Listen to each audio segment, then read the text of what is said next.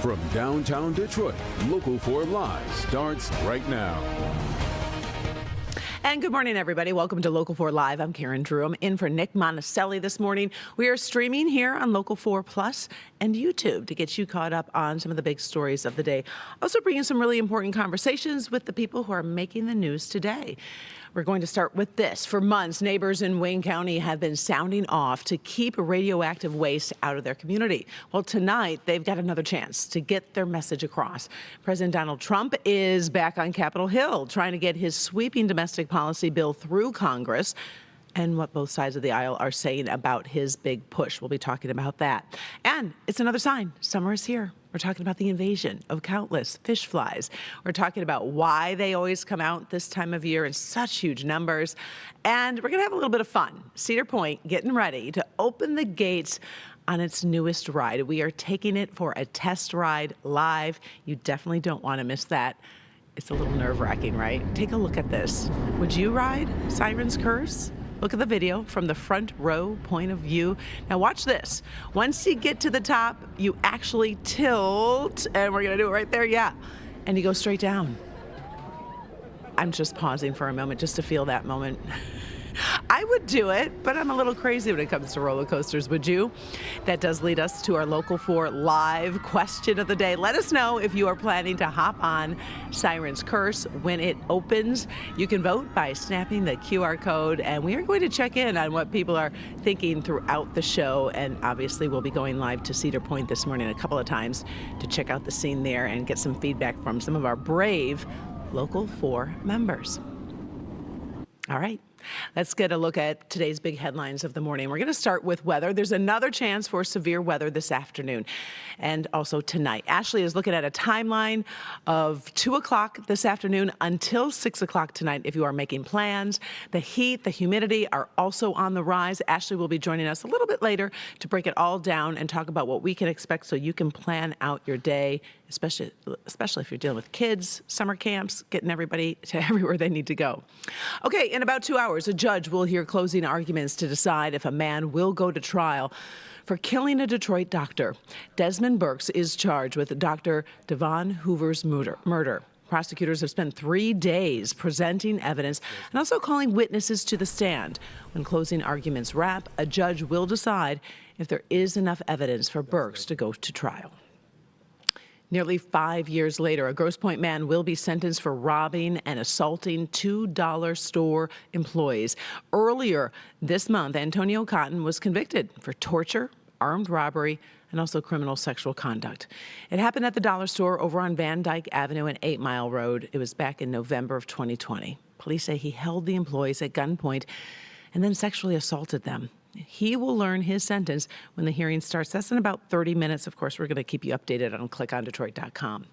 82-year-old Ann Arbor man home safe this morning after he went missing from his home on Monday. Ralph Yang went for a walk Monday night near Pin Oak and White Oak Drives. That's over in Ann Arbor, but he never returned. A search party gathered Wednesday evening at Forsyth Middle School to search for Yang, who is a professor emeritus of chemical engineering at the University of Michigan. During the search, a volunteer named Ben Ossenbaugh and his dog found Yang. He was in a grassy area on Newport Road. Police tell us Yang went to University of Michigan Hospital to be checked out, but he was communicating with officers, so there is so good news there that 82-year-old man found safe. Changes are coming for some salaried workers at Ford Motor Company. Lots of people talking about this one. Automaker is asking them to return to the office 4 days a week starting September 1st. This change, up from 3 days, is part of Ford's strategy to boost business performance. The move comes as other major companies like Amazon and J.P. Morgan also increased in-office requirements. In a statement, Ford says they believe working in person will help them to become a, quote, more dynamic company. If this week's heat didn't signal the start of summer for you, oh, this will. Take a look at this. The Mayflies are back. Take a look at this photo taken near Lake Erie. This was from one of my buddies that I know that live in that area. He sent it to me and said, Look at this. It was by a gas station, but it was close near the water. We'll be talking a little bit about why that's so important in this story. They're coating cars and buildings and everything in between. If you are anywhere by the water, especially the east side and Lake St. Clair, you are definitely seeing them. So to give us some perspective on this fish fly invasion, we are joined by David Lowenstein. He is a consumer horticulture educator with Michigan State University. David, thank you so much for joining us this morning. We appreciate it. Timing of mayfly season, where we see them the most, their behavior. Let's talk a little bit about that, because it seems like all of a sudden things are fine, and then all of a sudden they are here. So tell us a little bit about the timing and what this all means. Yep, whether you call it a fish fly or a mayfly, as entomologists and a lot of people outside of Michigan call them, they're arriving right on schedule this year. We typically see them starting around second, third week of June in large numbers, and they may continue on until sometime in August. When the water temperature is about 68 degrees Fahrenheit, that's their cue to start emerging out of the water and enter their adult life stage and become a bit of a nuisance on land. They really are. Okay, so talk to me about this life stage, because it doesn't last that long. What's the whole purpose here? Especially talk to me about the difference between the male and the female and how long they actually live. In some cases, we're talking minutes. Correct.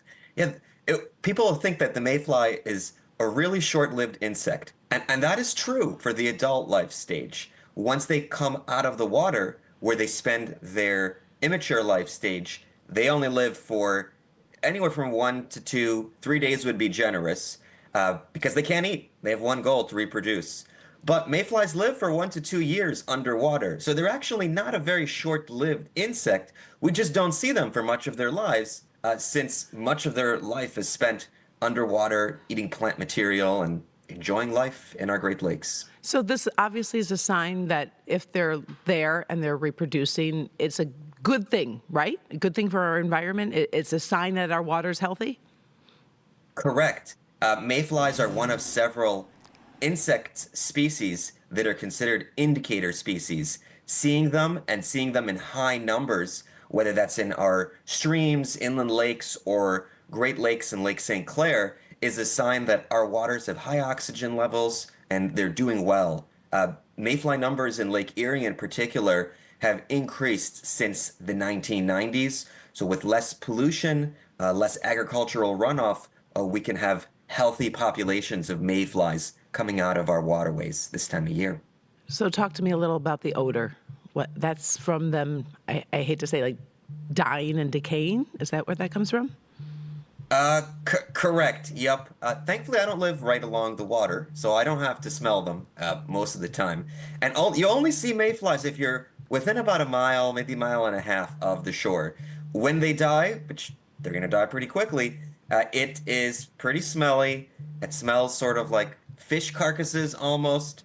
Nature may help a little bit to get rid of them. Birds and other wildlife may eat some of the mayflies, but when you have thousands of insects coming out in a quick time, there might not be enough of nature's helpers to do that, and you have to bring out the broom and do a bit of that cleaning Right. and wash off that smell yourself.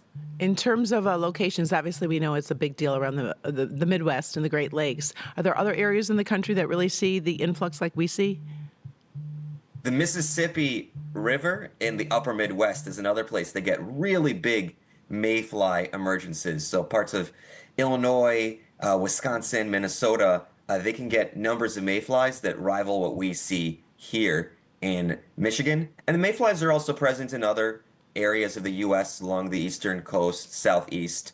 Just those numbers aren't as big when you don't have lakes as large as the Great Lakes and rivers as big as the Mississippi. Okay, we're going to take a quick break, but I want to come back and I want to talk to you about, I don't know if the word's prevention, but maybe some things we can do to maybe kind of keep them away from our homes, etc. So we're going to have that right after the break, much more on fish flies, mayflies, whatever you want to call them. 90 seconds when we come back. You are watching Local 4 Live.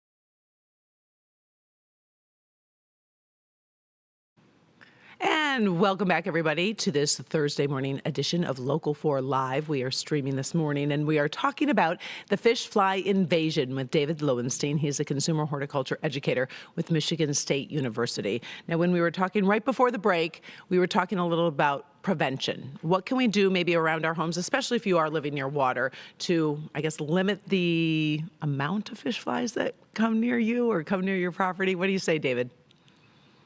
The number one thing you can do if it's fish fly or mayfly season is turn off your lights at night. Uh, the direction that the mayflies enter land depends on light, depends on wind, and there's a lot of light at the shoreline.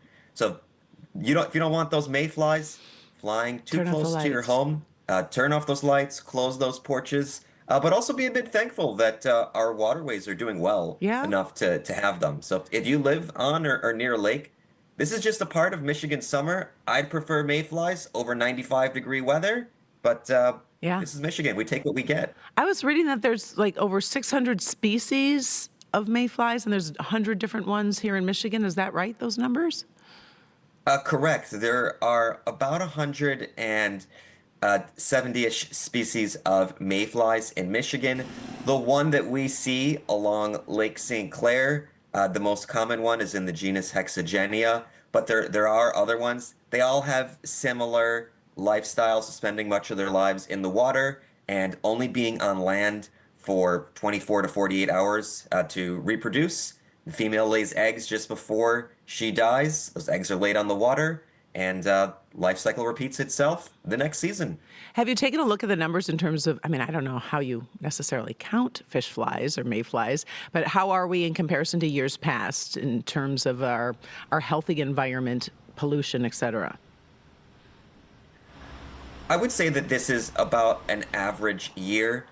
We don't have a metric like you mentioned for mayfly numbers. That metric is usually how much notice people are posting online or how much press there is for mayfly numbers. I can tell you we are up since the 1990s. Some years are a bit higher than others. We're not totally sure why that is. Again, when much of the insect spends its life below water, it becomes a bit more challenging to study it. But I would say the numbers have been stable the last few years. And you did mention in terms of prevention and light, is there a different type of light bulb you could use or a different kind of light? Let's just say you do need light around your area, but you are trying to avoid them. Does that make sense? A lower wattage light might help, but that's Light's not going to light. completely deter them. Exactly. If there's light, the insects will find it. Yes, that is the case. We do. I mean, I love seeing the photos. It is interesting, that's for sure. And I do love taking the time to speak with you this morning, David. So I really appreciate you sharing some interesting facts about our mayfly invasion and what we can do about that. So thank you so much. Thanks for having me. All right, have a good day. Well, more storms possible this afternoon. Ashley is in next. She's going to time it out for you so you can make the plans for you, your work, your family, your friends. Local brewery crafting up something just in time for the return of a popular show. We're taking a live look over Chicago where the Bear is set following the ups and downs of a restaurant. We'll be talking about the new drink inspired by the show coming from Griffin Claw Brewing Company. We'll be right back.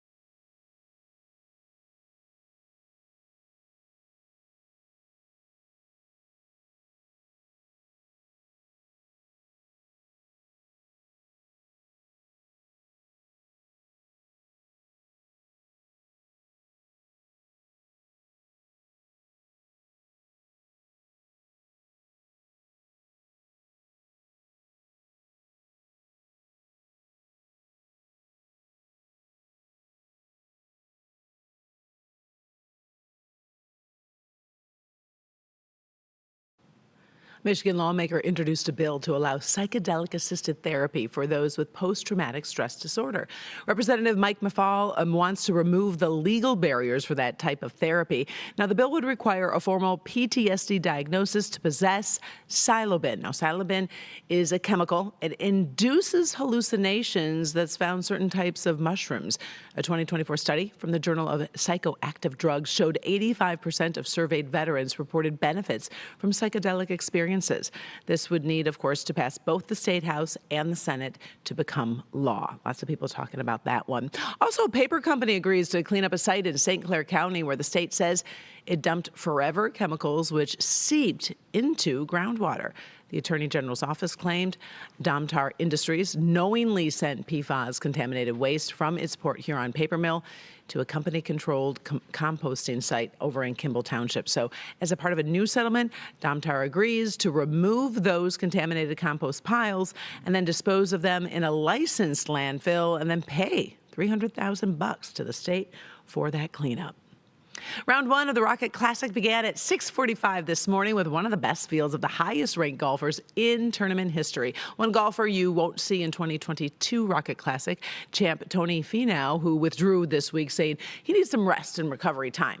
The highest-ranked golfer in the field is the favorite world number 4, Colin Morikawa, has the best odds to win. Teeing off today, 7:29, so he's been playing for about an hour, playing with other projected favorites, Patrick Cantlay and Ryder Cup captain Keegan Bradley, who won at the Travelers last week. It is going to be an exciting week of golf here in Detroit. Make sure to stay tuned. We'll keep you updated. Griffin Claw Brewing Company giving something for fans of the Bear right before Season 4 starts. The local brewery debuting its new drink called Yes, Chef, paying homage to the series with a New England-style IPA. Sold in 4 packs for $12 to $8 over at the Birmingham and Rochester Hills tap rooms. Yes, Chef.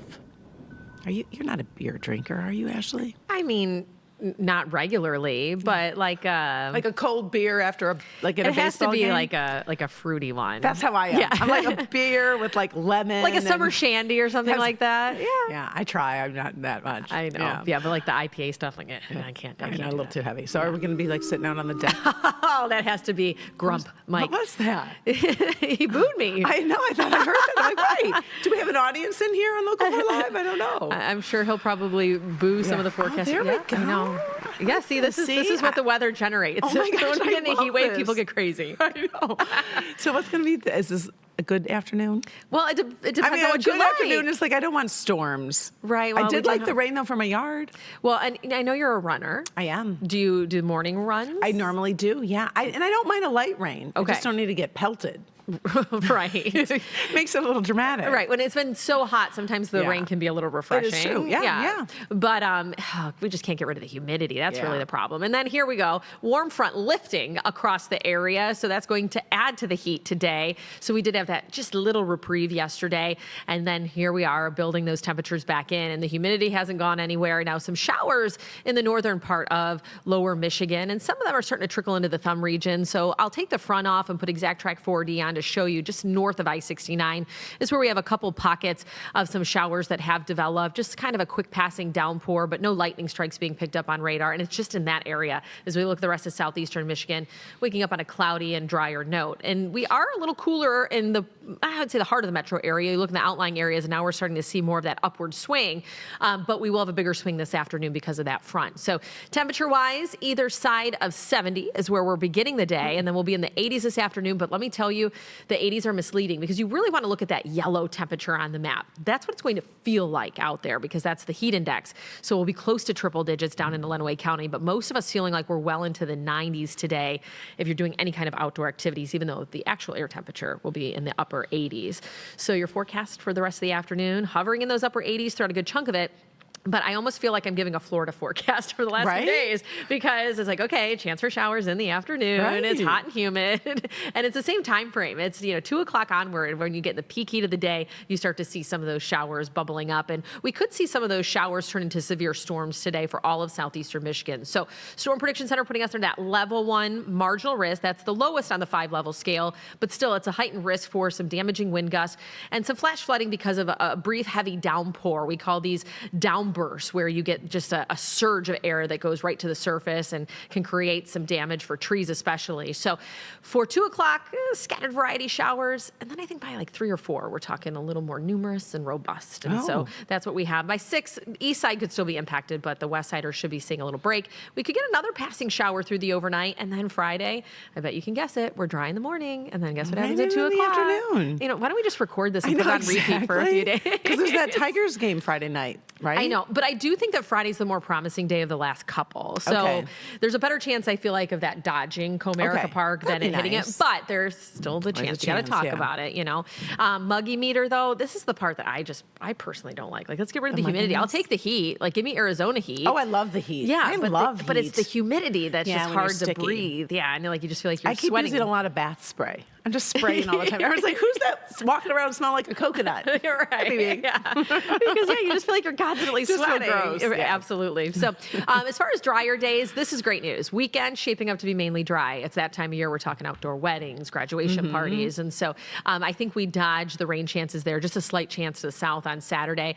And then, you know, it's Thursday, so why not talk about the weekend forecast up north too? Yeah. So we'll be kind of bookending here in Detroit, like 90 degrees both Friday and Sunday, and then just a smidge cooler Saturday. But if you are traveling up and have a place closer to Alpena, so Thunder Bay region, probably low 70s Saturday, right around 80 on Sunday. Then if you're heading up towards Mackinac Island, just plan for low to mid 70s Saturday and Sunday and certainly drying out. You'll notice the trend even off towards Traverse City. We all have that Friday chance of a shower, but Saturday and Sunday trending drier, and Traverse City will be in the mid 70s to mid 80s both of those days. So here we go. A couple more 90s in the forecast, but overall, I mean, summer's here and it certainly feels like good it. though. I know. I like that up north forecast. I appreciate that. Yeah, and here's the good news. The fact that we've been in this heat wave, because we focus on like the bad part of it, right? But the good news is that has really warmed lake temperatures. And we're going to talk more about that coming up because a lot of folks want to get in the water, do some swimming. So yeah, coming up in the next hour, we'll be literally diving into that. Yeah. I was over in that Saugatuck area last weekend and the water felt really good. I love But the normally I'm West Side wimpy. I don't like cold water. I'm the same, and especially Lake Michigan over there. It seems like it always takes forever to warm up. But it wasn't too bad. But yeah, I would say that we've seen a huge swing within just the last couple weeks in those water temperatures. Cool. Talk about that later. Thanks, Ash.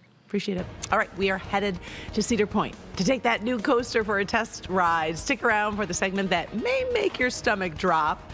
We'll be back right after the break.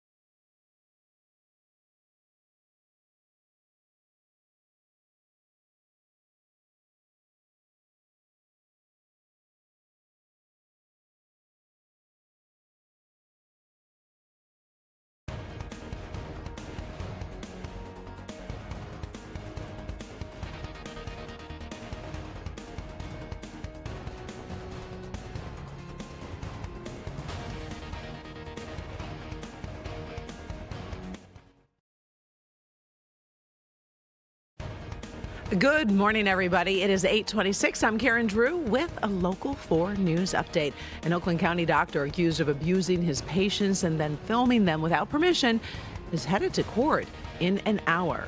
Omar Ajaz is facing charges in multiple cases. When he was arrested, police say they seized several devices holding more than 13,000 videos. Earlier this month, he also got charged for the abuse of a 6-year-old.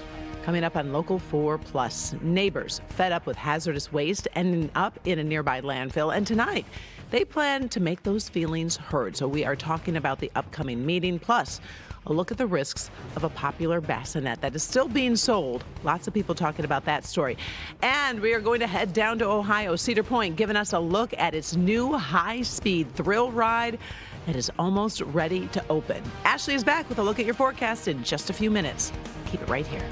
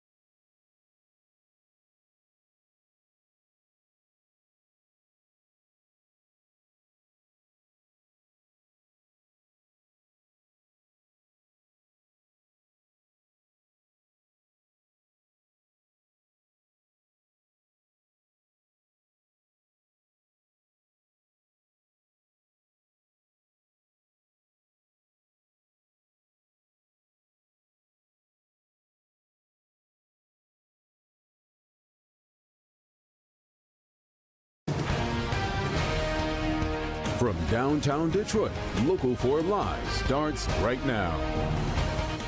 Good morning, everybody. It is 8:31 on your Thursday morning. Welcome back to Local 4 Live. I'm Karen Drew, and we are going to head to Cedar Point in just a minute to take you to the park's newest roller coaster.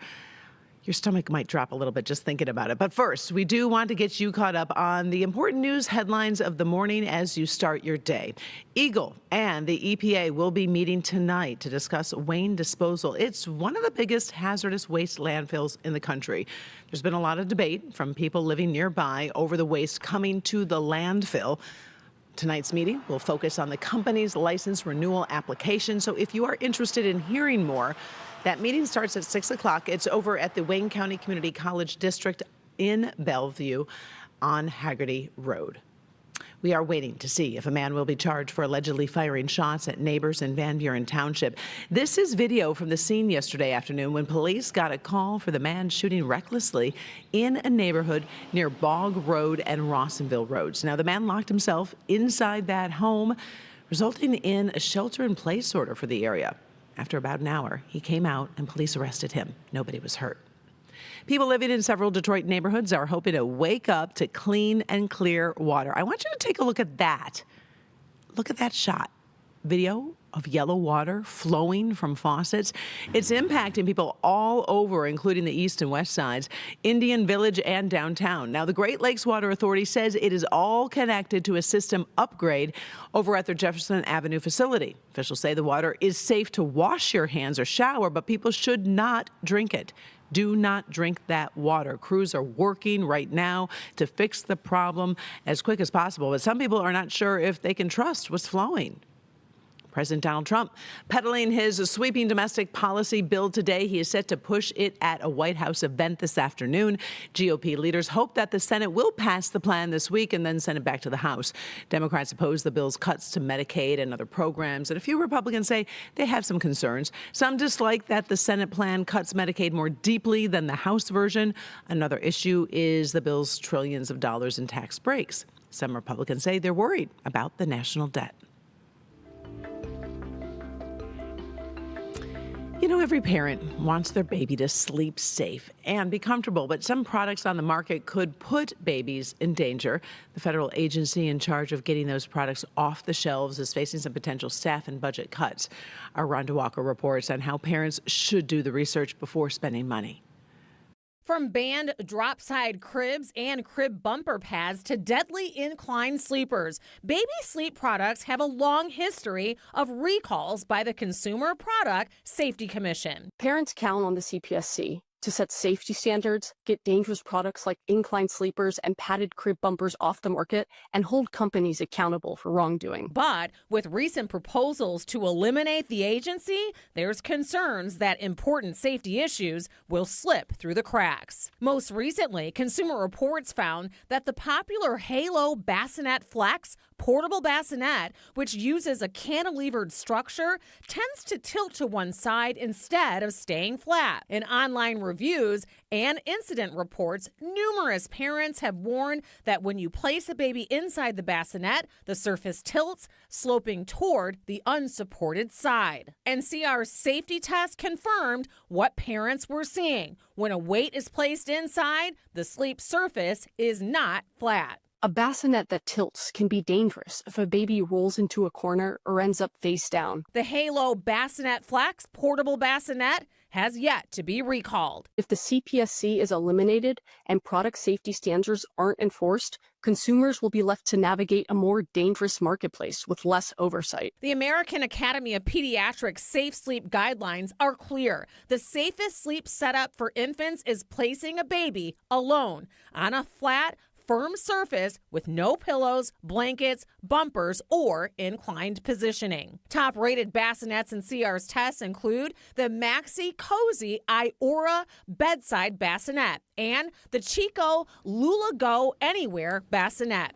CR testers evaluate bassinets for safety, convenience, and ease of assembly. Cribs that performed well in CR's tests include the namesake Abigail 3-in-1 convertible metal crib and the Pottery Barn Kids Kendall convertible crib. CR's experts rigorously test cribs in their labs for safety and construction. All right, Consumer Reports reached out to the Halo Dream Company about the reviews. Its bassinet could tip and then become dangerous for a baby. So in a statement, the company denies those allegations as unsafe and says it has no plans to recall the product. Okay, get ready. We are headed to Cedar Point. Jumping on the park's newest gravity-defying thrill ride right after the break. Stay tuned.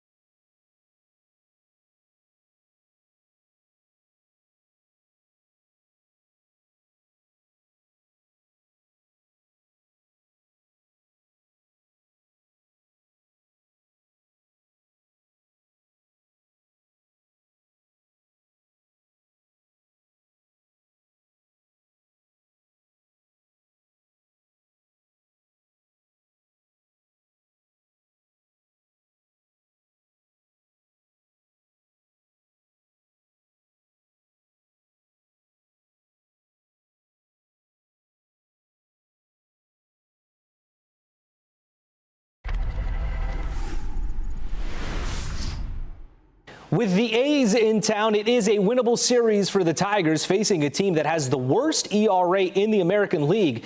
But the Tigers did not earn a single run last night, getting shut out for the first time in June. Jack Flaherty on the bump after giving up 15 earned runs in his last two starts. Flaherty flashing the leather in the first, a between-the-legs grab and a toss over to first base. He also had 7 strikeouts. His only bad inning, the only one, that was in the third. After walking 2, Flaherty gives up a 3-run home run, and the A's go on top 3-0. But his offense did not help out too much. Only 4 hits all night as the Tigers fall 3-0 in Game 2 of this series. A Spartan going on the first night of the NBA draft after a magical freshman year. Jace Richardson, he's heading to the Orlando Magic at number 25. His stock rose during the season at Michigan State, especially when he started in games for MSU. He averaged 16 points a game in his final 15 for Tom Izzo. His dad, Jason, also played for the Magic during his NBA career. A former Wolverine was a first-round selection last night, too. Danny Wolf heading to Brooklyn with the 27th overall selection. In his only season at Michigan, Wolf was a leader on the team that made it to that Sweet 16. He led the Big Ten in rebounding with 9.7 a game, while finishing second on his team in points and assists. Colin Morikawa, the world number 4, shot a 24 under 2 years ago in Detroit, but he finished in a tie for second after a playoff. Morikawa also split with his caddy this week, too. That news creating a testy moment with a reporter at his press conference on Wednesday. His former college teammate will be on the bag this week as Morikawa goes for his first win on tour so far this year. For me, 2 years ago, I added this, and it was so refreshing because you get to see a lot of other players, but you get to see a new city. You get to see what they're all about. But if you look at this week, I think we've got a very strong field. I think it's the strongest, field at the Rocket Classic that we've had in the past, and that just shows signs that, more guys want to come and play. Round 1 gets underway later on today at Detroit Golf Club. That's it for sports. Have a great Thursday. All right, we appreciate it. Thanks, Hobie. It is warm. It's a little humid out there as we take a live look at Southfield. That's that corner right there on right by the Lodge in 696. Storm chances are rising. We are back with a timeline of when the raindrops will fall so you can plan your afternoon.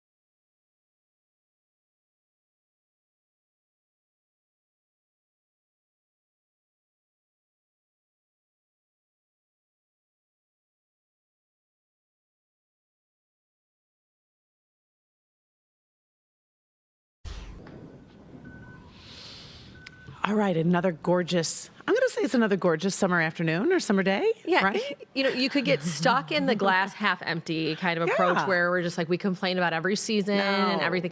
Or we can look at it glass half full. It's summer. We get opportunities to go in the pool, the sprinkler, whatever it might be.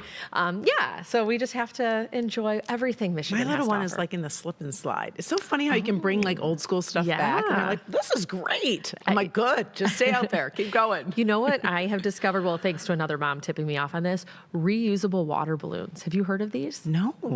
Great find on Amazon. Reusable. So they open up, like it looks like a ball, kind of made out of like I don't know if it's latex, but just like a balloon kind of material, but it opens up and you like submerge it in water, shut it, and then it's like a magnet. And so then you have like a water balloon and you can toss it and it just kind of opens back up and you just feel, yes. And do you have to twist it like that? Because I hate that. That hurts. No. It hurts. I know. It bothers me. Although you can find the ones that you just like hook to the hose too. Yeah, I've done those. Yeah, but sometimes those are hit or miss. Yeah, like they break a lot. Yeah. So you look up reusable. Oh, I'm doing this right. I mean, I'll pay attention to, but on the commercial break, I'm ordering some reusable. For sure. water I mean, balloons. this was a game changer for our summer, and the kids like love it. it. Yeah. I mean, I get pelted with them now. I'm sure. Yeah. I know. But at least I'm not having to tie them. That really drives me crazy. So we can do that today because it's gonna be hot. It's water balloon weather. That's right. And yes, and you can get your money's worth when they're reusable. You know. So yeah, satellite radar showing that warm front that's lifting. So that's going to bring the warmer summer feels. I'm calling it kind of toasty and turbulent over the next few days as we have that heat, humidity, and that will fire off some of those storms. In fact, if you look a little closer, we do have one little non-severe storm that is pushing out of Kalamazoo towards Lansing. It's just got that isolated cell. And so we're in this active pattern and where we'll have kind of an isolated shower or two, but the bulk of the activity will be more so in the afternoon. However, we've picked up a couple of those little isolated pockets up into the thumb region, so mainly north of I-69. That's pushing off towards the water.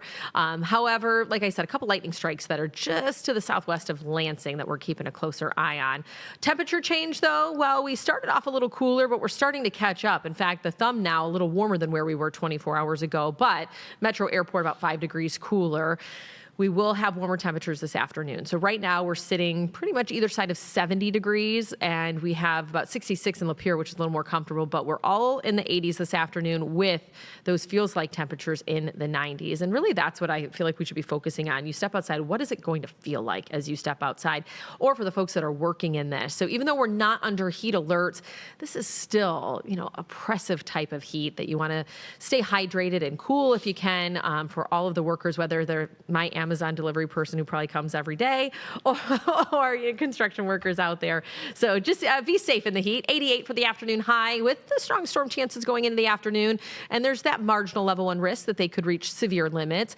And with that will be possibly damaging wind gusts and some isolated flooding, kind of like what you saw along I-75 a couple days ago. You just get a brief heavy downpour and it's just a little bit too much for the system, like the drainage system, to keep up with. And then you get that ponding and pooling for a brief amount of time, but dangerous if you're on the road. So hour by hour, by the time we get to 2 o'clock, latest model run kind of peeling this back a little bit, not quite as strong, but still going to have a few of these popping around 3, 4 o'clock. And then a lot of this will be out of here by 6 unless you're closer to Port Huron on the east side, and we'll have a couple remnant showers. I think we get another passing one after midnight tonight, and then we start tomorrow morning on a dry, muggy note, but we'll have a couple more showers possible Friday. But if you really look at how that's panning out, it's pushing a little farther east. So that's why I said I'm optimistic with the Tigers game come tomorrow. And then as we head in the weekend, we should be drier as well. But that muggy meter sticking around in the tropical zone, it's going to feel more like Florida than it will Michigan. And that's the thing to keep take into account too, is that we are surrounded by the Great Lakes. So even though we're not down in Florida, well, we have an environment that keeps us pretty muggy in the summer because we have so much water that we're surrounded by, regardless that we're farther north. Rain chances do return going into Monday after a somewhat drier weekend. And so it'll be hot and humid for the weekend, as we will be in the mid 80s to right around 90. And we have clocked now 4 90-degree days. We average 13 in a year. And we have possibly 3 more over the next 7. Yeah. So we're going to start racking these things up in what could be a pretty warm summer. I didn't really think about the whole Florida connection in terms of the water and the mugginess. Yes. I don't think that way, but see, I'm always learning, Ashley. I try. And I learned about reusable water balloons. So yes, look them up at the next break. I will. All right, we'll be right back. We're going to head to Cedar Point in a little bit for that roller coaster. We'll be right back.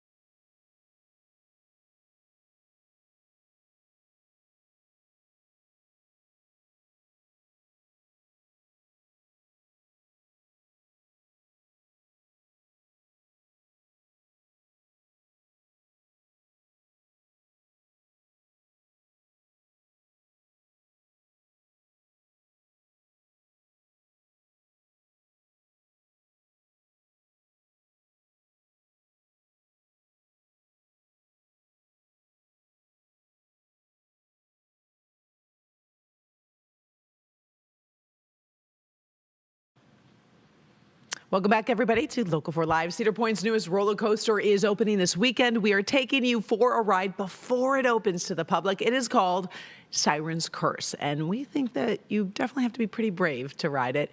Take a look. We've got a little bit of 3D animation there, so imagine that you hop on. Could you stomach this? You are actually going to have a lot of guts to do something like this. You can see you start by going up like any typical roller coaster. Once you reach the top of the 160-foot hill, you stop, and then you go straight for just a bit. It really gets wild. The ride then will be tilting down, so take a look at what happens. So you get to the point, and then it kind of stops there, and then it goes literally straight down. You look down at the ground, you're going to drop, and then you connect, actually, with the rest of the track. That's the part that kind of freaks me out a little bit. So we're going to bring in April Morton.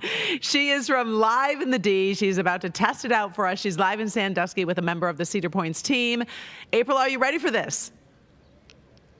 Karen, so what you may not know about me is that I am the ultimate thrill seeker, so this is right up my alley. So for me, today is like Christmas. I've been really looking forward to this ride, and joining us to talk more about it is Mr. Tony Clark with Cedar Point. Good morning. Good morning. How are you? I'm good. So the moment is here. Are you guys excited? I am. I was going to actually warn you that I know you're an enthusiast and you want to ride it. but you are going to have coaster hair when you come off of it. So be prepared for that. Well, I have my bobby pin, so I can, make sure everything stays in place because I am going to be doing that live on TV pretty soon. I gotta, still look the part, right? Yes, absolutely. We've had that happen. I don't have any hair, so I have it easy. But yes, I could. Yeah, tie it down and you'll be fine. I got it. So talk to me. Tell everyone exactly what they're going to expect when they come here and ride this ride. Well, this is Siren's Curse. It's North America's tallest, fastest, and longest tilt coaster. The signature moment of this ride is you're going to get to the top of the lift hill. It's 160 feet tall. You're going to turn to the left, and when you turn to the left, you're going to get to what looks like the end of the track. There's nothing there. You're going to lock into position. Then that piece of track is going to disconnect, tilt forward to a 90-degree angle. You're going to hang there for a couple seconds. Then it's going to release you, and then you're going to go through the rest of the ride's layout. You're going to go upside down 2 times. You're going to have 13 moments of weightlessness, which I know you love if you're a coaster enthusiast. Yes, for sure. That feeling of anti-gravity and lifting up out of your seat. It's got a cool triple down element down into a tunnel that's got fog coming out of it and special effects. So it's a really cool theme to the ride of sirens coming out of the lake and luring you on, and then all of a sudden they drop you to your doom. But the whole ride is absolute fun. I love it. I know you're going to love it if you love roller coasters. I do love roller coasters, and I am so looking forward to this. So what are the height requirements for this ride? So you just have to be 48 inches tall to ride, which is also something that is important to us because a lot of coasters that are higher and more higher thrill ratings, you have to be a little bit taller, 52 inches, 54 inches. 48 inches is that magic number where you can get on a lot of big rides here at Cedar Point. So for us to have the 48-inch height requirement on here means more kids and families can ride together. And if you don't like to ride, the good news is you got great viewing area behind us. Everybody is staring up at this thing when it's running, so you can take pictures of your family on it. You can watch the faces. It's like the greatest people watching in the world. But it's good for riders and good for people who don't ride all the time. All right, thank you, Tony. So I am a rider, like I mentioned, and I cannot wait to get on here and do that. So I'm a little nervous about that. It's kind of giving me butterflies, but it's all about excitement, and I'm going to have that coming up for you very shortly. Man, I love that shot just right behind you. It looks really exciting, April. And I love your energy and smile, so this is going to be fun. We will check back with you live as you brave the Siren's Curse. So good luck, have fun, and we'll be right back.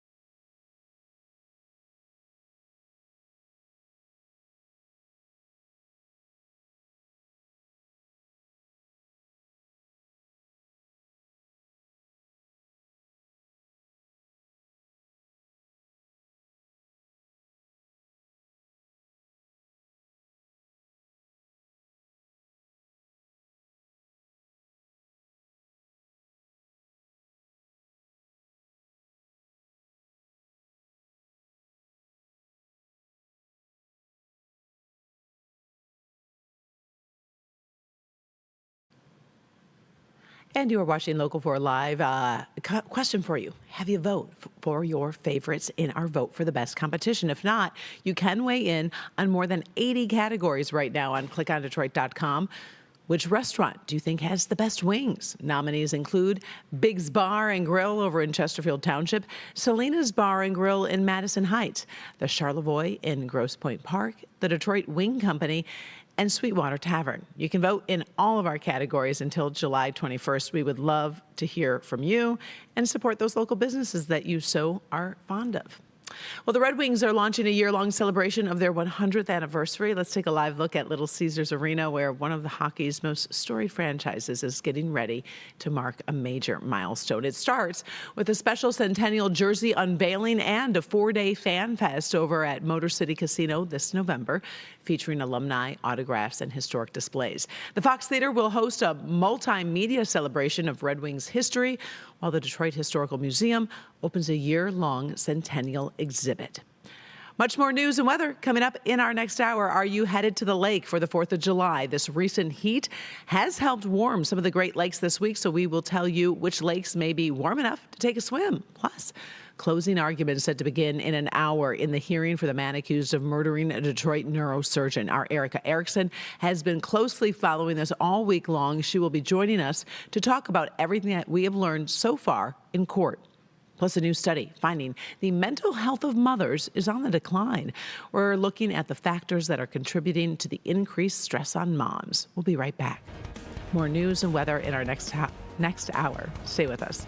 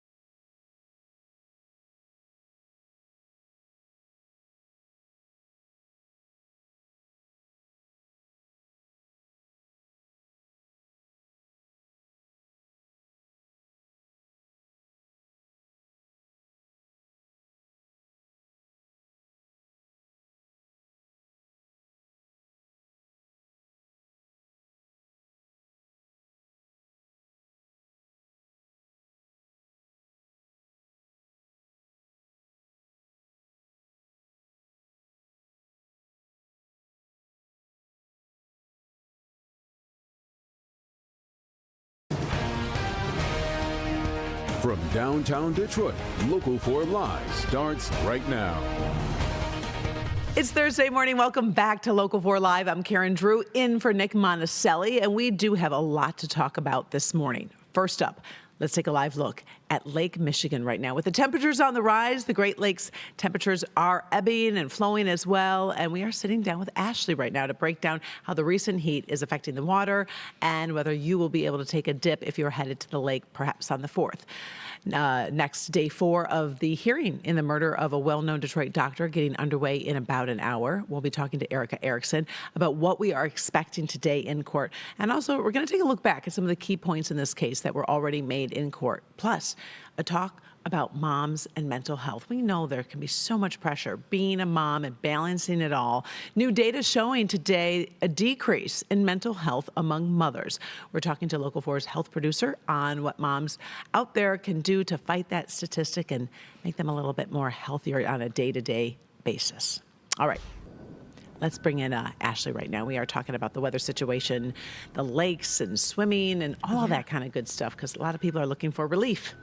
Right, especially coming off of a heat wave where we had 4 days in a row where we were in the 90s. And so certainly we are wanting folks to be able to cool off. And I think once again, taking a live look is that Lake Michigan. Yeah, Lake Michigan. So yeah, I know it's a cloudy day, but I mean, we're starting to see even the Great Lakes warm up. And of course, those inland lakes warm a lot quicker. They're not as big and deep. But before I even dive into just the forecast of where we've been and how that's warmed things up, the heat capacity of water is different than air. And so when it comes to the water warming up, whether it's the oceans or the lakes, there's always what we call a seasonal lag. So you would think that the longest day of the year, which is your summer solstice, we just had that a week ago, would be the warmest day because you have the most solar activity, right? But that's not the case because it takes water longer to catch up with all of that warmth of the air. So we're going to see these Great Lakes warm up even though the daylight hours are dwindling.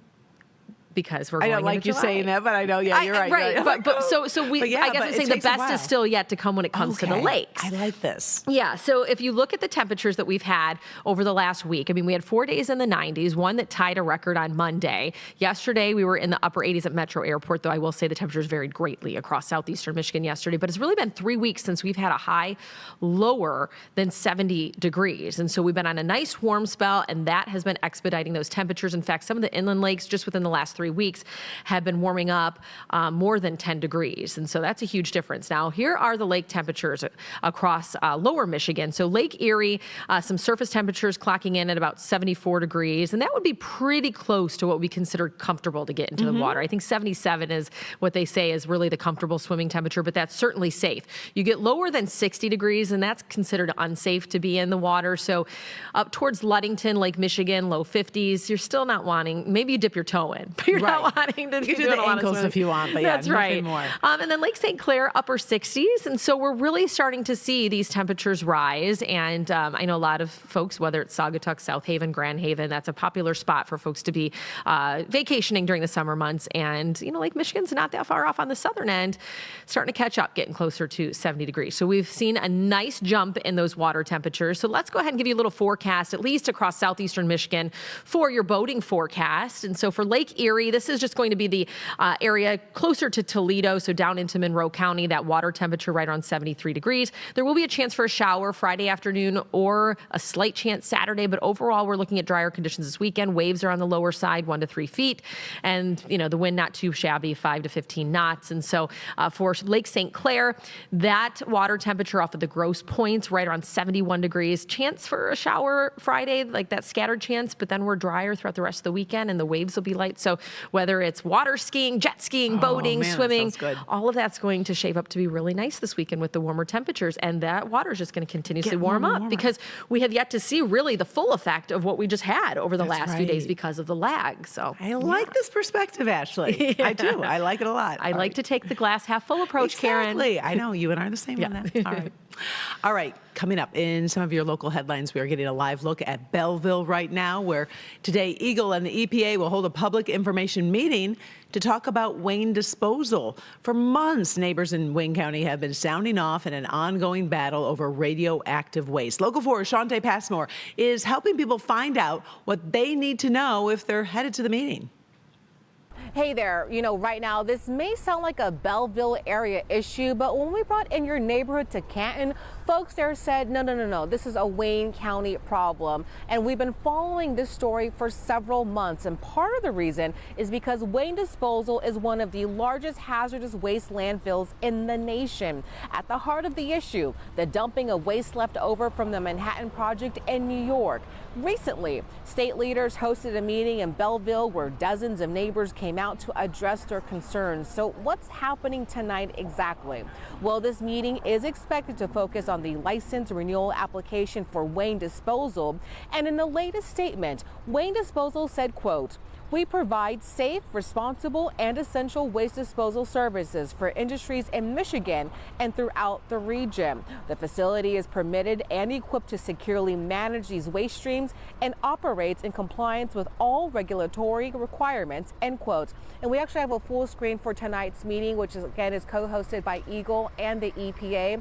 It starts at 6 p.m. It'll also be held at the Wayne County Community College District in Belleville. I'm Shantae Passmore, Local 4. All right. Thanks, Shantae. Meantime, back at home, we are waiting to see if a man will be charged for allegedly firing shots at neighbors over in Van Buren Township. This is video from the scene yesterday afternoon when police got a call for the man shooting recklessly in a neighborhood near Bog Road and Rawsonville Roads. The man locked himself inside a home, resulting in a shelter-in-place order for the area. After about an hour, he came out and police arrested him. Nobody was hurt. Over in Oakland County, a teacher is facing sex assault charges. 26-year-old Jocelyn Sanroman is accused of having a sexual relationship with a 16-year-old student. Sanroman worked at Oakside Prep Academy over in Waterford Township. The incident came to light after she allegedly confided in another teacher who then reported it to police. She was charged with 3 counts of criminal sexual conduct. She faces up to 15 years in prison. The defense and prosecution are expected to look over the case of a teacher accused of grooming and assaulting a teen. 54-year-old Nathan Tedford faces 2 counts of 4th-degree criminal sexual conduct. He worked at East English Village Prep Academy as a teacher and as a track coach. He's accused of luring a teen into his home. He's expected in court this morning, and we will tell you exactly what happens in court. That was supposed to happen about an hour and a half ago. Closing arguments is set to begin shortly in a hearing that we've been following all week long. So coming up, we're going to take a closer look at the man charged in the murder of a Detroit neurosurgeon, Devon Hoover. That after the break.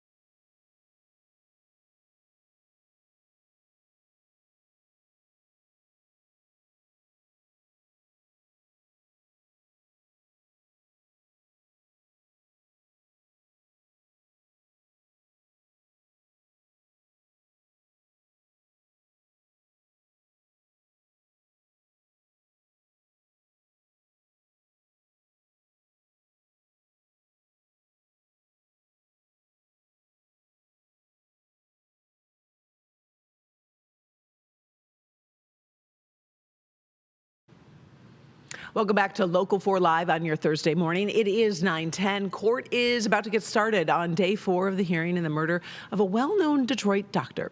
Desmond Burks is going before a judge for a preliminary hearing for the death of Dr. Devon Hoover. Now, Hoover was a neurosurgeon at Ascension Hospital in Detroit and was found dead in his Boston Edison home back in 2023. Erica Erickson has been covering this case all week. She'll be joining us in a moment. But first, let's take a look at what happened in court yesterday, a big day in court. Did he have a consistent No, he was a hustler. More testimony from those who knew 34-year-old Desmond Burks well. Did you previously indicate that he was broke? Yes. Reluctantly taking the stand to determine if he'll head to trial for the murder of well-known Dr. Devon Hoover back in April of 2023. I didn't want to believe it. You didn't want to believe it? No. Because you loved him? Yes. Prosecutors say Burks was seen in Fairlane Mall on video, a witness confirming cash purchases at a jewelry store, and prosecutors say 2 Cartier watches belonging to Hoover, one he purchased 2 days before he was killed, were discovered in homes linked to Burks, with serial numbers to match. Burks even seen wearing one of them. What did he say about that watch? He said that's big money. He said that's big money? Big money watch, yeah. And was he showing it off? Yes. And did he say big money Des? Yes. One witness testifying Wednesday Burks began acting suspiciously after the doctor's murder. And what was it that you heard him say? He was looking for a chop shop. And did you ever hear him speak of a gun? Yes, he said he needed to get rid of one. Another woman says Burks admitted to knowing Hoover, called him a homophobic slur, and used his stolen credit card to go on a shopping spree. And what do you want you to do with it? Buy myself something nice. All right, we're sitting down with Erica. You have spent countless days and hours, paying really close detail to the court. And obviously, we do a story and we can only encapsulate a few minutes. But I have a lot of questions. No, you do. I know you do.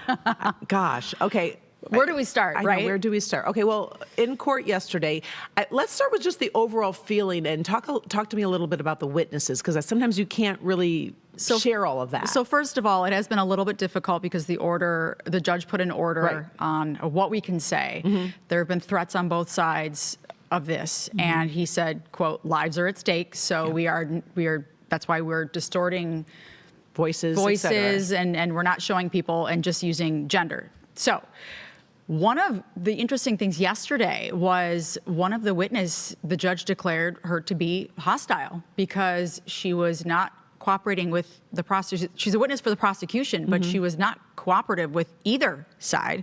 She couldn't remember a lot of details, and it looked like they were looking at each other, the defendant and this witness. And I'm noticing that the defendant had been in a lot of relationships with not only women, but men during these years in question surrounding this murder. I was going to ask you, too, about the video, because that's the first I've seen. I mean, that was very clear with him in this watch. Another central, that's a key piece of this case, these 2 watches.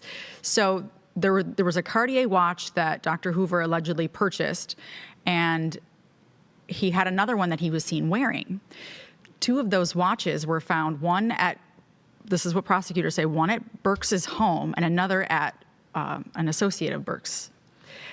Then he's seen wearing it on surveillance video. And that last video that they showed, prosecutors, it appears that he's removing the watch that he was bragging about to his associates and saying, big money does. Right. And there was a talk, and I could be mixing up my days because I've been following this. No, yeah, it's confusing. There was talk about some money. $21,000, about $21,000 worth. Where that plays. So more information came out yesterday, again, that not only had he been kind of siphoning this money from Dr. Hoover's account, again, allegedly, but sending it to friends through Cash App. Okay. But essentially kind of cleaning cash and sending it to associates, asking them to send some of it back to a different account. Okay.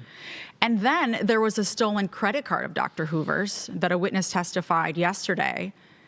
She wrote down Dr. Hoover's name and an account number, and they went on a shopping spree. She was looking at Gucci bags and Nike shoes, and they were texting back and forth and, talking about, hey, what did you buy? What did you buy with the money?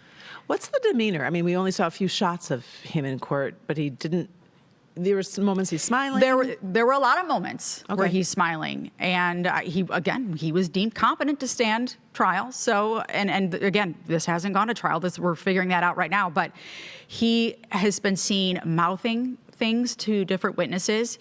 I think a couple days ago he did say out loud that he loved one of his family members when they were walking out. So he he's laughing at times. I did see a couple of times he did have his head down when there were a couple of witnesses breaking up on the stand. So he did get a little emotional at times too. So what's next in terms of today and what we're expecting? Final to arguments today. We could hear some more from the defense. They've said, hey, just because there was a man limping in this video with a distinct walk doesn't mean it's him. And he has a limp. But yesterday they did say we found a fingerprint of his in Dr. Hoover's SUV. Maybe the defense will say, well, they knew each other. Right. They knew each other really well. A lot of pieces to this. A lot of pieces. All right. So today you'll be covering it. 10 a.m. starts. All right. Starts at 10 a.m. And it's been going long, but final arguments shouldn't take that long, right? We'll see. Yeah, you never know. You never know, Karen. We'll keep it updated and click on stream. And of course, we'll check back with you. Yes, thank 4, you. 5, and 6. You got it. All right. Thanks, Erica. Thanks. We are tracking the heat for you this morning. So when we are back, we are going to sit down with Ashley, talk about some potential storms later today so you can plan your afternoon.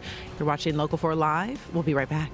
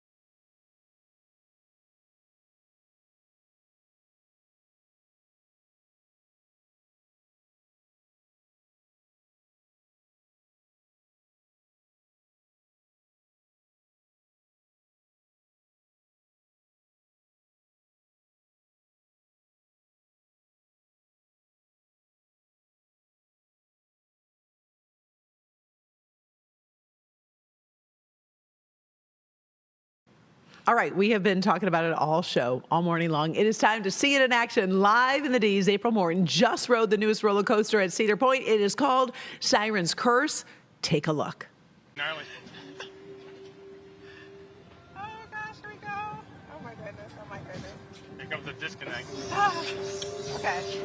We're hanging out over. Oh wow. We're over a walkway right now. Area. It's a beautiful view. We're about to disconnect from this track. What's that? We're about to disconnect from this track to get to the other one, I think. Oh my gosh, okay. I guess we're switching tracks shortly. Oh wow. Oh my gosh. Okay. Oh my gosh. Oh my gosh. Oh my god. Oh my god. This is crazy.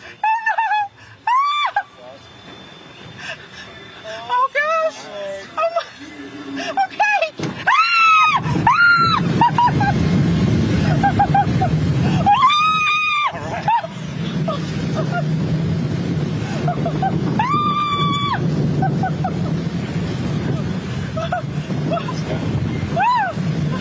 Oh my gosh!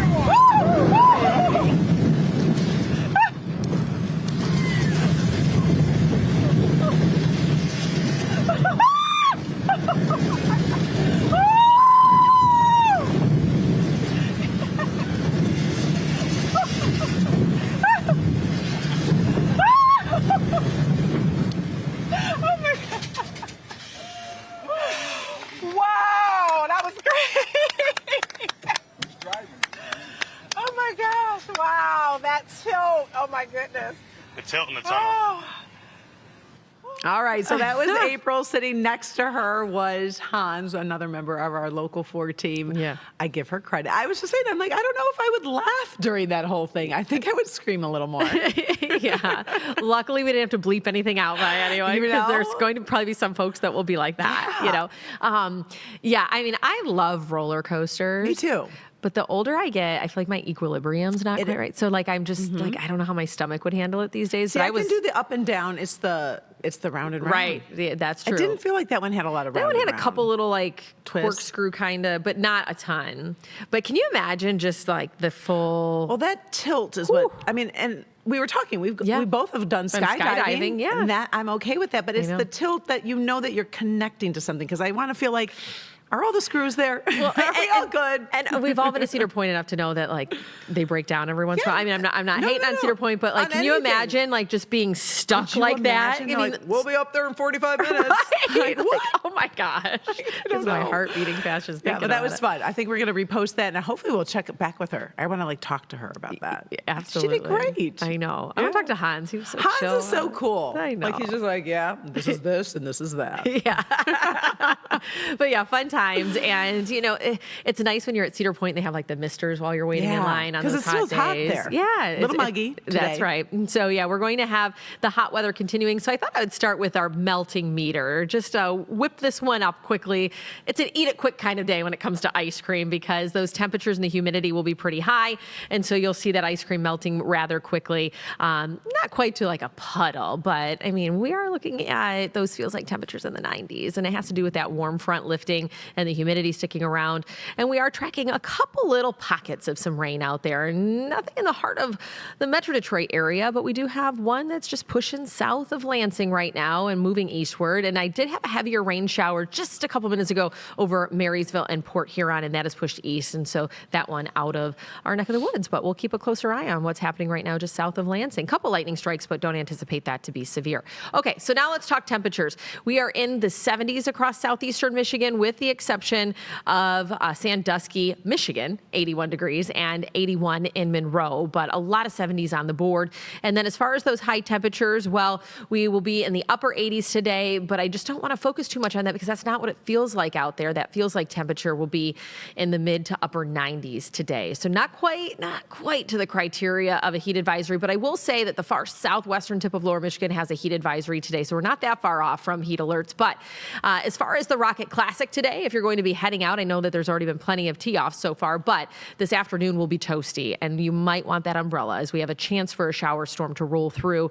88 for the afternoon highs I mentioned, feeling like 90s, and storm chances increasing after 2 o'clock. It's a marginal level 1 risk. We certainly have seen a higher risk over the last week or so. Actually, last Wednesday, we had that enhanced risk, but so level 1 risk for today, but it is just enough to create some damaging wind gusts and some heavy downpours out there, kind of deja vu of the last couple days. So this is how it pans out. We have a couple little pop-up showers around 2. You see it's not too widespread, little more numerous at 3, 4 o'clock, but even still, a lot of this pushing out by 6, and then we could get another passing shower, heavier downpour through the overnight, but models have been consistent kind of keeping that in our northern communities.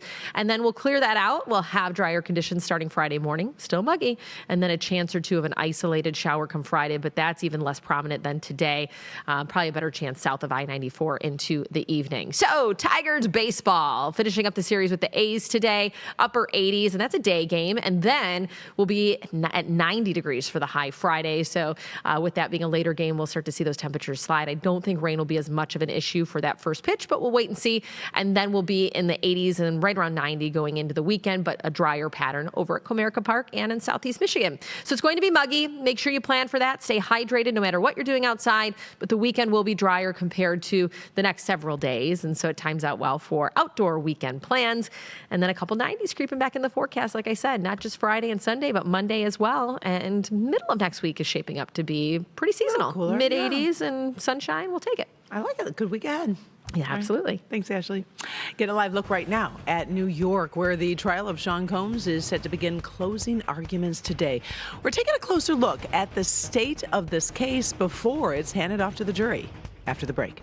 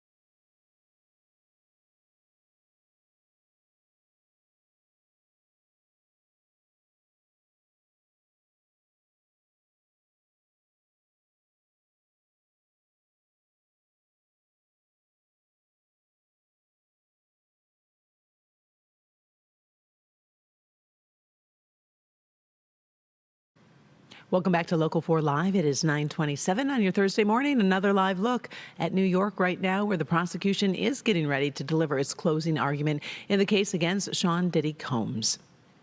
And it is expected to be a lengthy one. 4 hours roughly is what experts are suspecting. We're coming off the heels of Tuesday's rest from prosecution. This caps a 6-week presentation of evidence against the rapper, who is on trial for sex trafficking and racketeering. Combs has pleaded not guilty to all charges. Experts say the jury could get the case as early as tomorrow afternoon. A possible mega merger is in the works in the oil business. The Wall Street Journal says Shell has had talks to buy rival BP. So if a deal happens, it would be the largest oil merger since the $83 billion deal that created ExxonMobil back in 1999. A combined Shell and BP would be better able to compete with energy giants ExxonMobil and Chevron. Shell said no talks are taking place, and BP declined to comment. Well, you may soon be able to use cryptocurrency holdings to get a mortgage. The Trump administration has told Fannie Mae and Freddie Mac to look at ways to count crypto as an asset on home loan applications. The directive means borrowers would not have to liquidate Bitcoin and other crypto holdings before they close on a mortgage. Presently, crypto is not considered on home loan applications due to volatility and uncertainty around the asset. But experts guess that could change in the future. Well, we know dealing with grief is an emotional journey, especially for children. When we come back, we are talking to some experts looking to give children the support they need to help process that grief.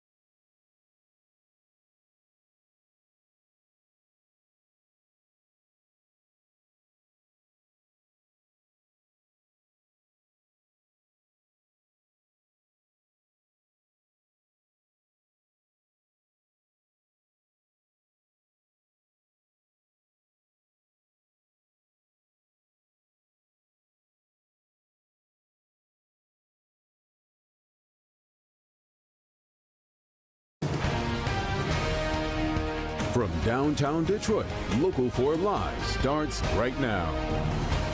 Good Thursday morning, everybody. 9:30. Welcome back to Local 4 Live. I'm Karen Drew, in for Nick Monticelli this morning. We're going to take a look at your big stories of the day as you join us this morning.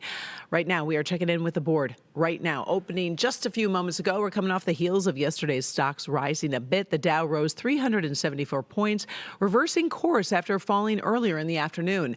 The S&P 500 gained 0.96%, and the NASDAQ composite also 0.94% higher. All right. Our story we're talking about this morning is dealing with grief. It is an emotional journey, but for children, it can be especially hard to navigate. And that's why the New Hope Center for Grief Support is hosting a really important event each year. It is called Kids Grief Camp, and it allows children to connect with others, letting them know they're not alone. And this is important, so we brought in folks to talk about it. Joining us right now, more on this camp is Jennifer Fresh, the Executive Director of New Hope Center for Grief Support, and Laurel Netling. She is the Circles of Hope Program Manager. So thank you, ladies, for taking the time to talk to us. I'm going to start with you, Jennifer. Yes. It's a hard topic, and your heart goes out. And I think when families are dealing with this, either from a parent standpoint or a family standpoint, you know, you take that child and you put your arms around them and you're holding them tight. But they enter the world, and they have school, and they have sports, and they have friends, and they have things that happen. And it's really, really hard on them. So this camp is important. Talk to us a little bit about why the need is out there and what you're seeing. Oh, absolutely. First and foremost, thank you for having us. So the need for grief support is tremendous. Unfortunately, grief is an experience we're all going to face at one point or another. Unfortunately, death happens. Just as a society, we don't talk about it, so we're never prepared. And when we're working with children, children actually process this grief based on developmental stages. So they continue to grieve over and over until the brain is fully developed. So it's a lot of grief. And for those caregivers, processing that grief with them through each of those developmental stages can be a lot. So organizations like ours are really there to help them along the journey, whether it be now, weeks, months after the death, and then years, because milestones, grief never goes away. It will always be with us, but you can learn to live with it and, experiencing hope and healing, and then new beginnings can transform from it.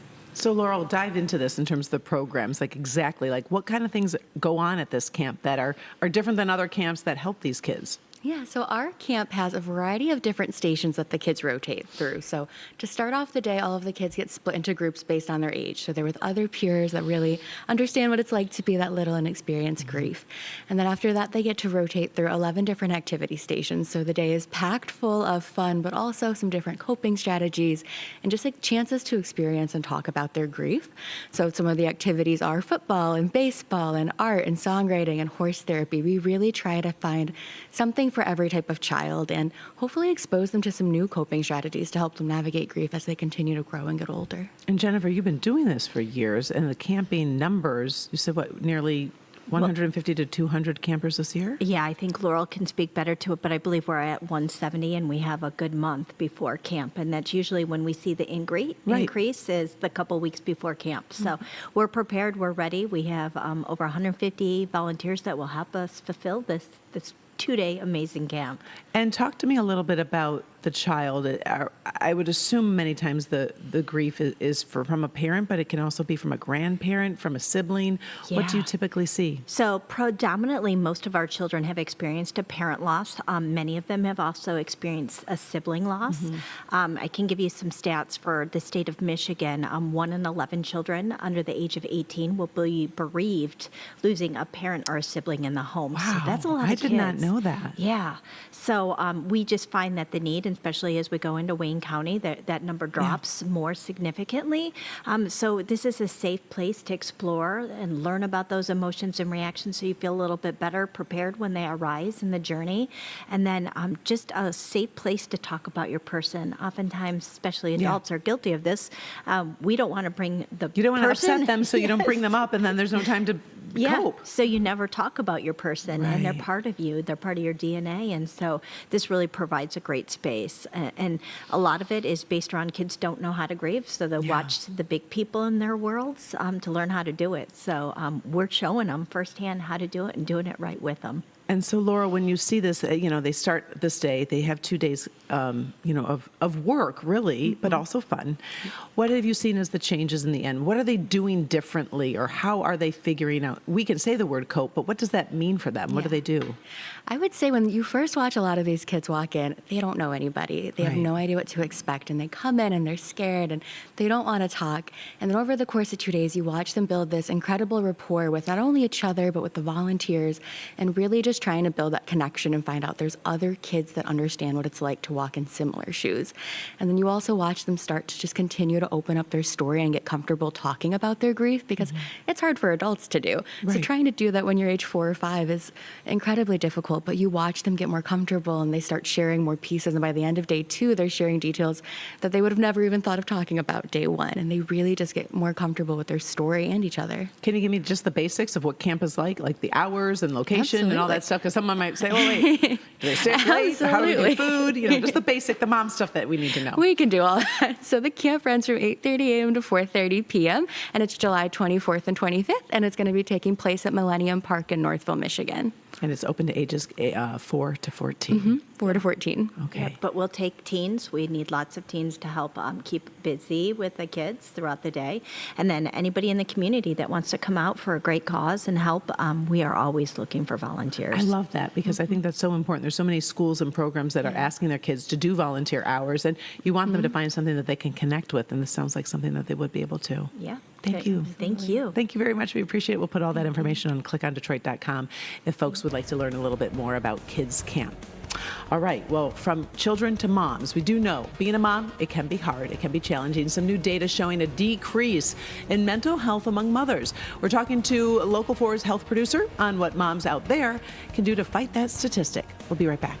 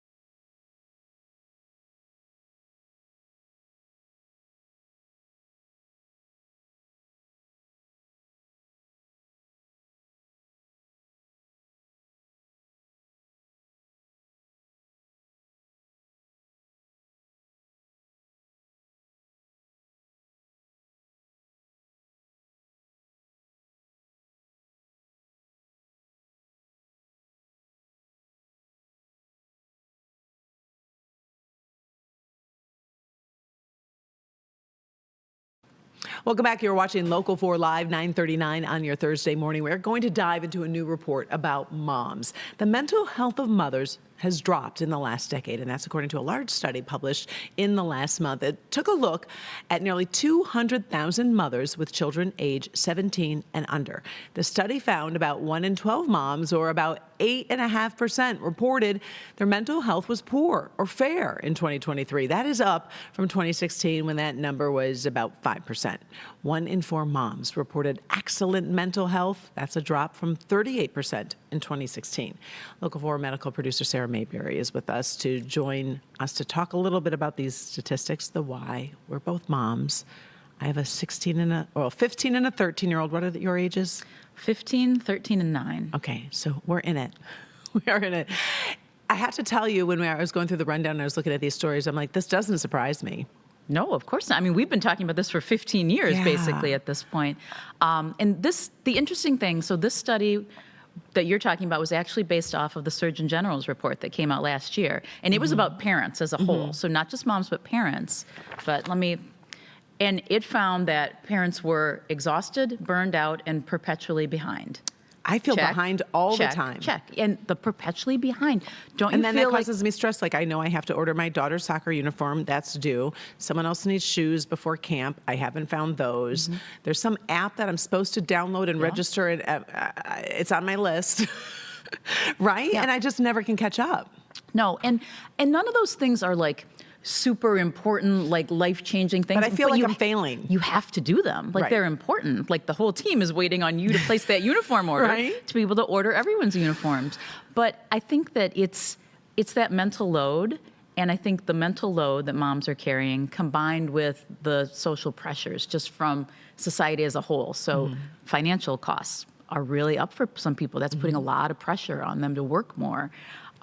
They feel like a lot of pressure from social media, like, oh, like, your kid's going to that camp. Like, my kid's not going to that camp. Like, are they behind? Like, am I doing enough for them? So I had a girlfriend text me over the weekend. She was really upset. She gave her son an amazing graduation party. It was at an outdoor park, and she decorated the pavilion, and then she saw pictures of other people's, and she felt so bad. And I said, you know, he had a great party, and it was the moment, it was the experience. But she's like, I know, I'm just comparing. Yeah, yeah. And, it's always been hard to parent. Parents have always felt pressure. Parents have always worried about their kids.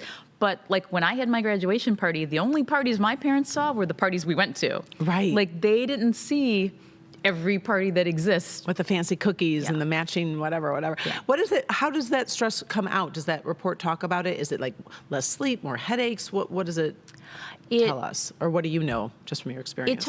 It's a lot of it. The number that stuck out to me, so it's 41% of parents say they are so stressed they cannot function. 48% say that most days their stress is completely overwhelming. And so it's that sense of overwhelm. And it's hard because the things that would help are self-care, exercise, more sleep. You know what it's hard to get when you're a busy parent? Self-care, exercise, more sleep. So we're shortchanging ourselves that, but in trying to balance everything. So there are no easy solutions. I mean, I guess the first part is knowing that it is there, knowing that it is getting worse, because then you have that conversation and say, okay, what can we do? To make it better. But there are health ramifications after a while. Like I think back in the day, even just in the past few years, it was almost bragging rights. Oh, I hardly get any sleep, or I do this. I like that we're at least shifting that mentality, realizing that isn't anything to brag about. You have to take care of yourself. Yeah, and actually that is one of the highlights from the new study is just that they think moms are being more vocal about it. Like, hey, we are struggling. Like, this is really hard. And you don't want to complain because we've chosen to be parents. Right. And I will speak for both of us. I think being a mom is the most important thing in our lives. And like, best thing in my life. Wouldn't change it ever. I love it. But yeah, you try to be the best parent you can be, and you fail. Yeah. I mean, you do. But we can't be good at everything. No. We can't be good at everything all the time. And so I think the takeaway for moms is, we need to do the best we can at the things that are most important to us and the things that are most important to our kids. We overestimate what our kids really need. You're right on that. My son and I just got back from a soccer trip. We did all these crazy fun things. His favorite day... I bet it was simple. It was the day we spent at the lake with his friends. Yeah. His second favorite thing from the trip was this old courthouse that we walked through, him and I. We only walked through it because it was air conditioned and we were like going to something on the other side. But he was like, hey, can we stay a little longer? Can we go upstairs? And I'm like, sure. So we are so busy planning and trying to do this and that we kind of miss those moments sometimes. So I think scaling down, like what we're trying to do, scaling down what we're spending, because that will alleviate some of the financial pressure. I like that reminder. And, I know we're all about social media, but also pulling back a little bit, just because it is making us feel bad when we're doing a great job. We are doing it. That's a good reminder, because I do think you think everything always has to be big, but it's the time. It really is the time. And that's everyone's highlight reel. We don't put the bad stuff on there. We don't put the stuff that fails. You know what I did yesterday? I invited a friend over for dinner. And she was doing me a favor by carpooling. So she's like, I'm going to get the kids to the thing and this. I'm like, that's great. Yeah. Come on over. We hadn't had dinner in a year. I'm like, I'll pick up dinner. Completely forgot. And she's at my house. She's like, Karen. I'm like, oh my gosh, I'm still at work. I am so sorry. And I just felt like, but she got it. She's just like, I get it. Life is busy. I appreciated the invite. I appreciated you thought of me. Who knows? Maybe in the next 12 months we can figure it out. Right? But I felt bad. You just gotta laugh at that, though. I know. I mean, she got it. Yeah. So it's okay. Yeah. Sarah, thank you. You made me feel better. I like the reminder of time, and small is big. Yeah. Time is all we have. That's all we have. Parents under pressure. Yeah. All right, Sarah, thank you. I'll let you get back to work. Still ahead, we're checking back in with Ashley to break down that heat that we've been getting, as well as when you might find some storms later today. They are scattered. They are coming. She's got the timeline for you so you can plan your day. We'll be right back.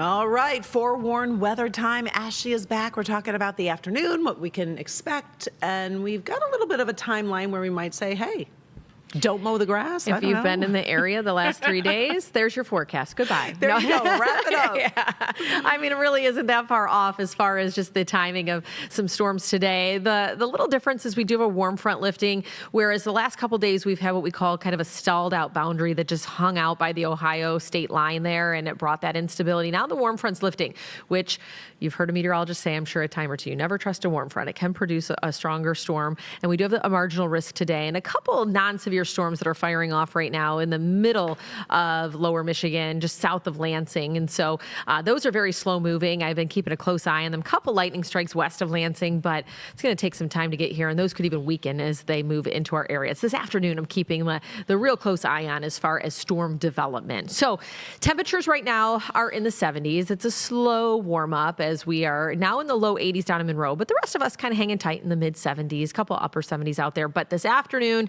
will be about 10 degrees warmer, and then feeling about 10 degrees warmer than that. So the humidity certainly has been really the biggest factor over the last several days. While we were into the 90s for air temperatures, we were feeling like triple digits, and now we're back close to 90, but feeling like we're well into the 90s. And it's the humidity that really makes things uncomfortable. So if you are heading out to the Rocket Classic throughout the day today, just take note that you need to stay hydrated. It's going to be hot, toasty out there, a couple chances for showers or storms. I don't think that it's a washout by any means, but you could get that passing shower and a marginal risk of maybe a stronger or severe storm developing this afternoon. But it would be that damaging wind gusts or some heavy rain is the primary threat, because these are what we call microbursts. So it's not a distinct line that we're tracking as much as you get these cells that bubble up. And what happens is you get a strong updraft, and then it produces rain or hail, and then a surge of air just drops to the ground, and that brings those strong wind gusts. So they can just kind of shoot out in all directions. It's not necessarily rotating, but it'll shoot out in all directions, and it could create some tree damage like we saw a couple days ago. So here's what we have right now by 2 o'clock, just a couple pop-up showers. By 3 or 4, I think you see some of those heavier downpours. And then by 6, most of it should be pushing east of here. We'll have a drier slot until the overnight where we get another passing shower. So maybe you don't open up the windows tonight unless you want the carpet a little wet, because some of that rain could come in, especially in the northern communities. But then once we get into tomorrow, here we go again. Peak heat of the day, you get a pop-up shower, kind of like Florida, and then that's out of here. And so I know a lot of folks have been asking me about Friday's forecast, whether they're Little League games or you are going to, another event outside. I don't think you have to worry too much about the rain on Friday, and Saturday is shaping up to be promising too. So muggy meter, that's the thing you have to worry about. Yeah. It's the hair. It's the hair, Karen. It's the hair, yeah. Even us short-haired people, because that's actually worse, because it starts getting all twisty. Well, see, for me, Bria and I were talking about this the other day. She was like, my hair gets big, and I'm like, mine just goes and gets flat. Yeah, I hear you. So it's just not good, no matter what the hair type is and what the length is. That up north forecast, because it's that time of year. Let's start here, and then we'll travel up north. So we'll be on 90 degrees both Friday, Sunday, a little cooler Saturday. We do go up towards Alpena, where we trend a bit cooler, but certainly drier. So right around 70, 80 degrees Saturday, Sunday. For folks that head towards Mackinac Island, plan for 70s this weekend. Boy, talk about comfortable weather. And then as we go towards Traverse City, it'll be calmer, partly cloudy, and then mid 70s to mid 80s for your Saturday and Sunday. But back here close to home, we have 3 90-degree temperatures that we're forecasting in that 7-day stretch, and a little more seasonal next week with some sunshine working its way in. It looks like a nice week. Yeah, right? I mean, it's you summer. have to expect a little shower storm kind of here and there in the summer. And you need it. I mean, otherwise, everything's dying. That's right. That's right. All right, Ashley, thank you so much. Well, we've got so much more for you to watch today, including Live in the D in just over an hour. We are checking in with Kim and Tati, as well as a live look at Cedar Point right now, where one of our new roller coasters at Cedar Point is now open. We'll be right back.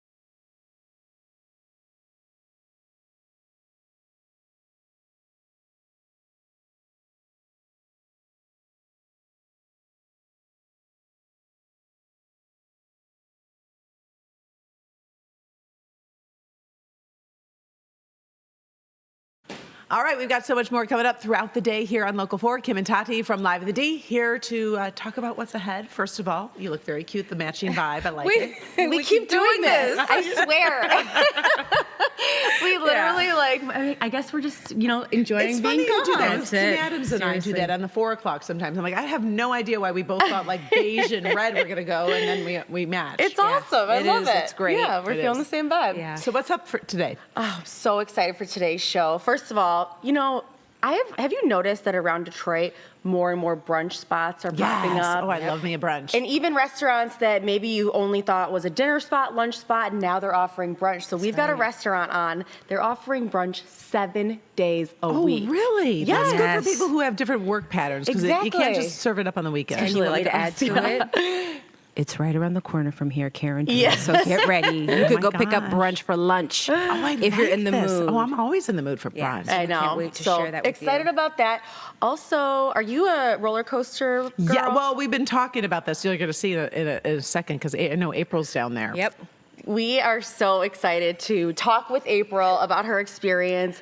I love roller coasters, obviously. You do? Not doing roller coasters right now. Right. I'll say this. I love living vicariously through April because I'm not a roller coaster person. girl. Terra firma for me, Karen. Oh, really? I'll hold your bag. I'll hold your jacket, your drink. Perfect. We always need that. You always need that that person. I'll be at the end of the ride, probably scrolling through TikTok, waiting for you to get back. So You're there taking video. Yeah, exactly. You're there for support, moral support Yeah. and cheering. You got like a fan club. All right. Exactly. All right, well, thank you, ladies. Thank you. Look We're forward to it. excited. See And you at 11. Speaking of that, we've got a clip from April, right? Is that what we're going to show?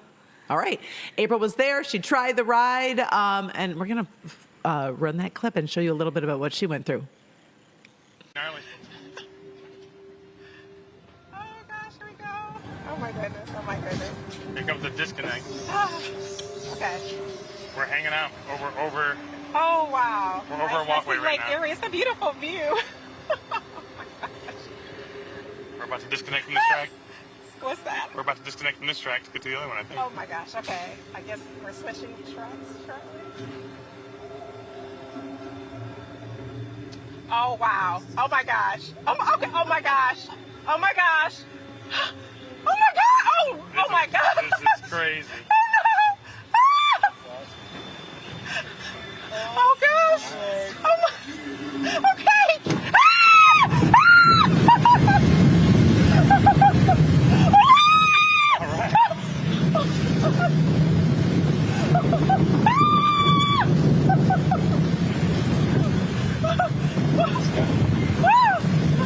Oh my gosh!